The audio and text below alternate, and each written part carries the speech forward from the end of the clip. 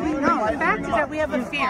We're scared that there are some people who are low enough in this world who would attack somebody just for the color of their skin, just for their sexual orientation, just for what they believe. That's completely true. And I don't like that. But you're going to have to point it out.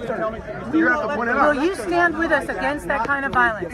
Hey y'all, this is Robert Zerf in the Common Sense Conservative coming to you live that's perpetrated on people in Berkeley, California at People's Park. Sexual orientation. There's a couple patriots down here who are wanting to do a freedom march and rally. However, there's unless you're willing to say that you are non-violent, homeless population as well as other people here who are currently not. I am non-violent.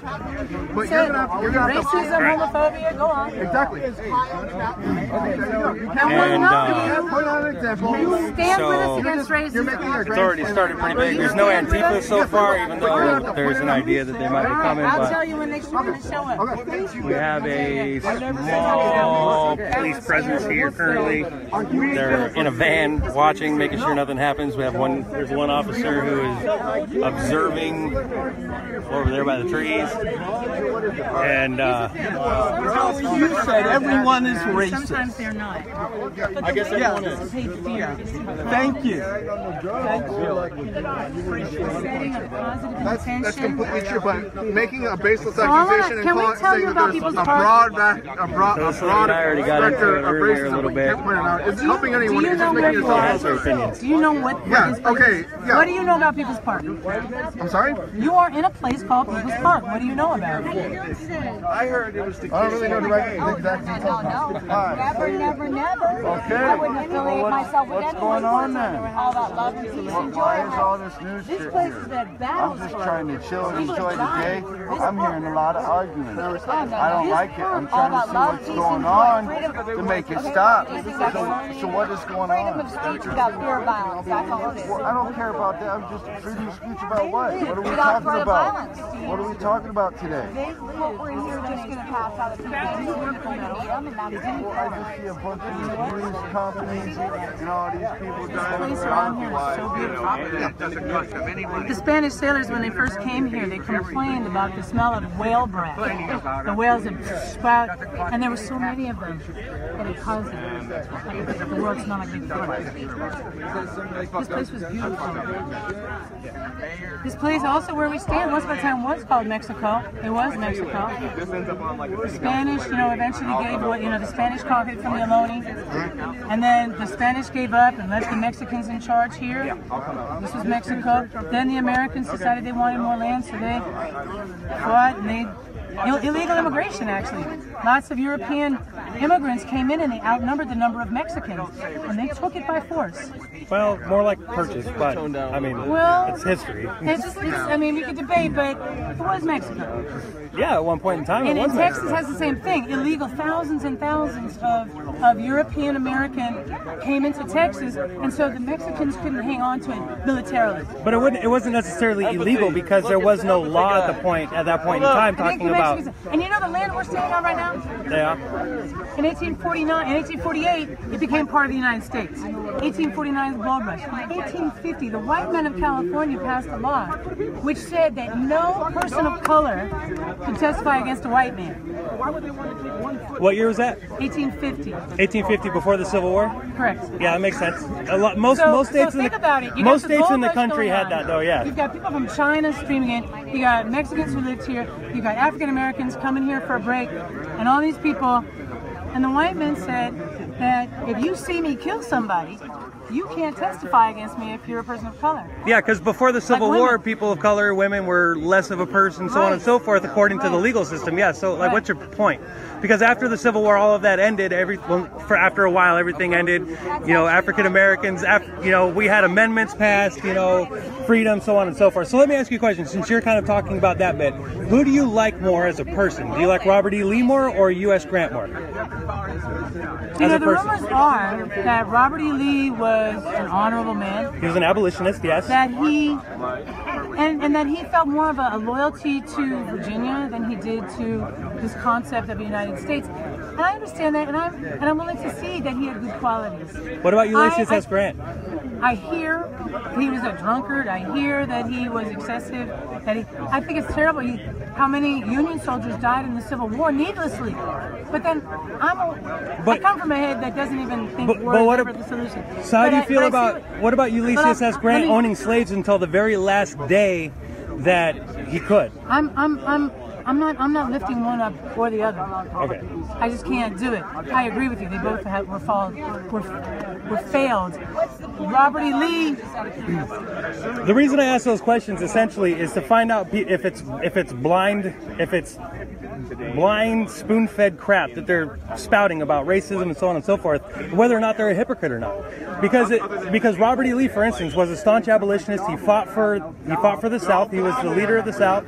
He fought for Virginia, right? So, but people sit there and they want to take down his statue. They want to say he's a horrible man, but he was an abolitionist. He was the epitome of everything that people on the left do that.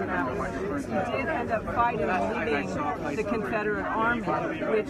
Do you believe the Confederacy was only about slavery? I do think there are other factors involved. I think it was predominantly about slavery. I think there was a way of life that was based on the slave system that the Confederacy wanted to continue. So let me ask you a question then. 8% of the entire population in the United States owned slaves at its height.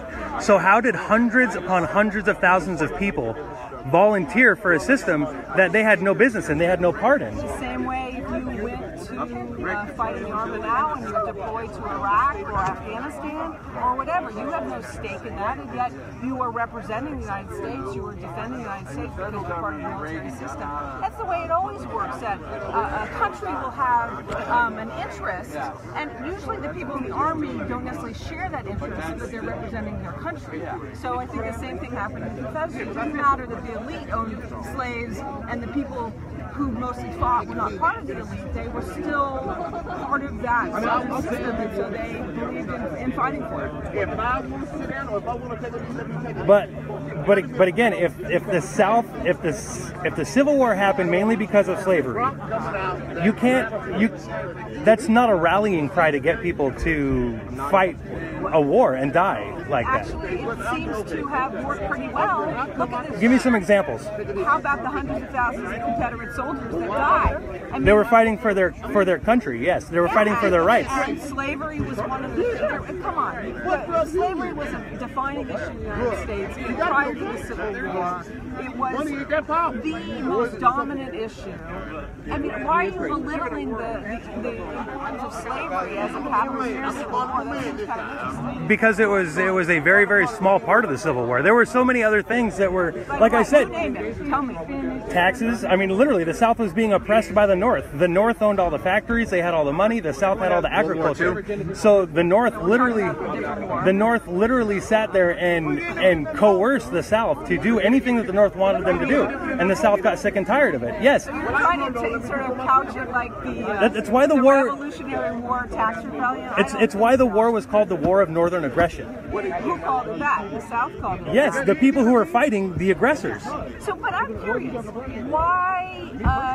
So behind this sort of trying to prove this point seems to be a critique that slavery wasn't so bad. So I'm just curious. Oh no, absolutely not. Slavery was horrible. So then why does it matter to you that, why are you trying to put forward an argument that slavery wasn't the real cause of the Civil War? That seems to suggest that you're sort of trying to sort of crouch it into a small kind of thing and not recognize that, No, not at all. What my whole point, my whole goal, my whole purpose of doing that is to sit there and make sure that people actually can look at the big picture. Like, for instance, we showed up. We get called white supremacists, we get called Nazis, we get called all these things, but there's no reason behind it. There's no basis behind it. I mean, we're here. I mean, the word on my shirt here is freedom. The opposite of fascism, right? The opposite of anything that any fascist would ever stand for. But yet somehow we're called fascists. But then we're also called white supremacists. When we first walked up, there were 3 white guys and like 6 brown guys that came walking in with us, but yet we're still called a white supremacist. How does that work? You know what? I think that I think as this sort of movement has gone on in time, there's been more recognition that clumping people together as white supremacists There's been a lot of generalizations. Yeah. So I think people are... work. I mean, the media stirred everybody up against us in August 27th. Not only did we have the communist people out here plus AntiFa, but tons of Berkeley citizens. It's gonna get a little shaky here for a second. I'm putting stuff in my pockets. Because they got all stirred up and thought there'd be Nazis all over the park. Actually, I would say those 5,000 Berkeley citizens came out to stand united against hate. I do not think... They were screaming at people they do not know, calling them Nazis. Some there was people a black were doing kid there that they were screaming, surrounding him, screaming, calling him a white supremacist, calling him a Nazi, and I videoed all that stuff. It's like, and that's not the first time, and it keeps happening, and mainstream media is part of the reason why they get stirred up. So how does it feel to be called a Nazi? I'm used to it by now. But